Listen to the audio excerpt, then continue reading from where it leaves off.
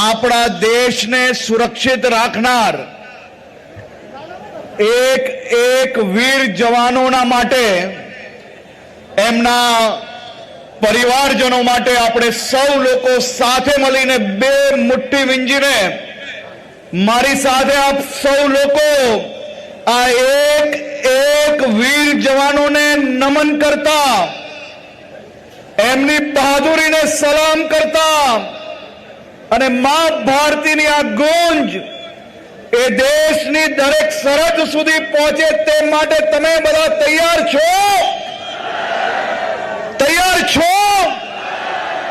તો બધા જ એક સાથે બોલો ભારત માતા કી, ભારત માતા કી।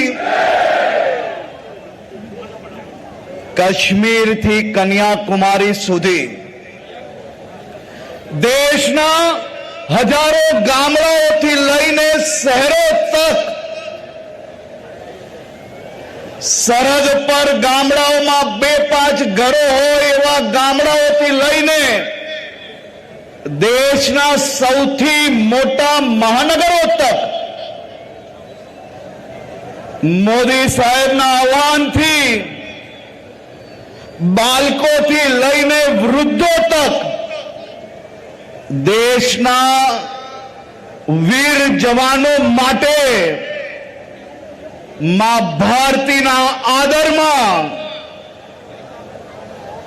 તિરંગાને શાનથી દરેક ઘરો સુધી લહેરાવવા માટે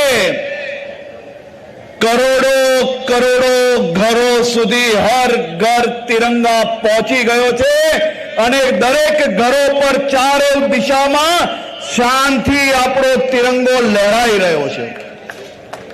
હું આજે મારા અમદાવાદ શહેરના સૌ શહેરીજનોને અભિનંદન આપવા આવ્યો છું। દુનિયા આજે અમદાવાદનો આ નજારિયો જ્યારે જોશે તો અંદાજો આવશે કે દેશભક્તોનો રેલી એ કેવી હોઈ શકે। આ કિલોમીટરો કિલોમીટરો સુધી યુવાનોથી વૃદ્ધો સુધી આ હજારો લાખો લોકો હાથમાં આજે તિરંગો લઈને ભારત માતા કી જેના નારા જોડે તિરંગા યાત્રામાં જોડાયા છે તેવા સૌ મારા યુવાન સાથીઓને, વડીલોને હું ખૂબ ખૂબ અભિનંદન આપું છું। આ વર્ષે તો અમદાવાદે બધા જ રેકોર્ડ તોડી નાખ્યા। દેશભક્તિની રેલી કેવી હોય ને એના દ્રશ્ય જોવા હોય તો આવો અમદાવાદ અને જો આજે મારા દેશભક્તો માં ભારતીના ન્યારા બધા એક સાથે મળીને કિલોમીટરોની કૂચ કરવા માટે આજે તૈયાર છે। તો આપણે સૌને હું એક જ વિનંતી કરીશ, સરહદ પર રાત દિવસ એક કરીને જે લોકો દેશની સુરક્ષા સુરક્ષિત રાખવા માટે કાર્ય કરી રહ્યા છે એવા વીર જવાનોની યાદમાં વીર જવાનોનું મનોબળ મજબૂત કરવા માટે આજે આપણે સૌ જ્યારે અહીંયા આવ્યા છે। આ તિરંગાની શાન એ આપણા હાથમાં છે। તિરંગો હંમેશા ઊંચો જ લહેરાવો જોઈએ। તિરંગો કેવો લહેરાવો જોઈએ? બધા એક સાથે બોલો ભારત માતા કી, ભારત માતા કી।